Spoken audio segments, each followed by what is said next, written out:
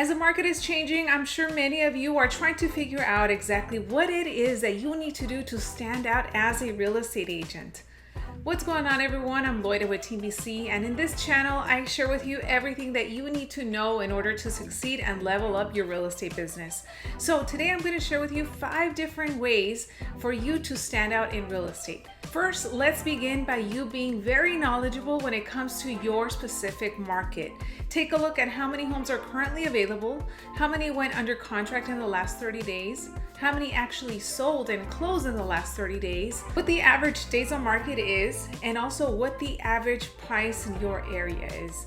Once you start to familiarize with all of these numbers, the next time that you speak to a prospect, whether it's a buyer or a seller, and they ask you what's going on, you'll be able to come across as a more expert, knowledgeable real estate agent that knows exactly what's happening and can be a reliable source for information. Number 2, if you want to stand out, make sure that you are mastering the skill of communication, listening, and sales. You see, a lot of times we're so interested in getting another deal, whether it's putting a buyer under contract when we're showing them homes or trying to get that contract signed at a listing appointment, that many times we just are not listening 100% to what that other person is saying. Learn how to effectively communicate and listen to whatever your client or prospect is telling you, because they will be able to tell you their wants, their needs, their concerns, and from there you will be able to see if you can help that person, how you can help them. And at that point, when they see that you are genuinely interested in whatever it is that they're telling you, that's when they make the decision that they want to work with you because they like you, they trust you, and they feel that you can also get the job done. Number 3, if you are working with sellers, and especially if you have a listing, make sure, number 1, that the property is priced correctly when you list it on the market. So do your research, refer back to step number 1 when it comes to pricing. Along with that, make sure that the property shows well and it's easy to show. A combination of all of these things will help you have a better chance at selling your listing. Along with that, an awesome app that I want to share with you, thanks to the sponsor of this video, is Cubicasa. So Cubicasa is a free app, a mobile app that you can download right now, and it allows you to create free floor plans. So we know how important this is, especially for buyers that are trying to figure out the measurements for each room. The app is very simple to use. You simply download it, you open it up, and it'll ask you what type of property you would like to scan. From there, it will open up the camera and you simply scan the rooms.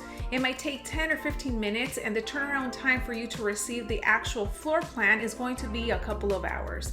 I can tell you from experience that the measurements are pretty accurate. So make sure you have that app on your phone, because once you get that listing and you're at a property, you can simply scan. You can now add that floor plan onto your listing, which will be helpful for you as a listing agent and also buyers agents and their clients. As we continue, really quick, if you are enjoying this video, make sure you give it a thumbs up and also subscribe to the channel if you haven't already. Tip number 4 to standing out is making sure that you are always educating yourself on what is going on.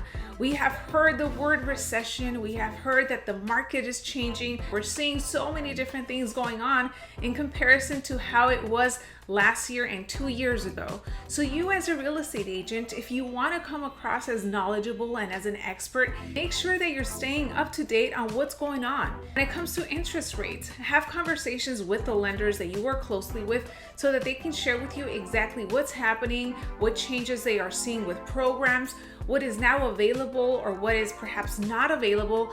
That way, when you're talking to your prospects, you can know exactly how to guide them into making the best decisions for buying or selling, or just giving them updates as to what's going on in the real estate market. You can find many trainings, whether it's through your brokerage or through your local association. There's also a lot of different events that happen in person and online in regards to real estate. So just always be on the lookout and always be educating yourself. And last but not least, this one is going to be a little bit different than all of the ones that I just mentioned, but it's extremely important that you come across as an expert by the way that you carry yourself. How you communicate, how you stand, your eye contact, your communication, your delivery, your tonality, all of these things, when you're having conversations with potential clients and prospects, depending on how they see you carry yourself, they'll be able to determine or come to a conclusion as to whether or not they feel that you are a professional, that you are an expert, or if perhaps you're still maybe not sure as to what even you are doing. So if you feel hesitant when you're talking to potential clients or maybe just random strangers and they ask you about real estate, consider perfecting and mastering these skills. The skills of communication, listening, sales.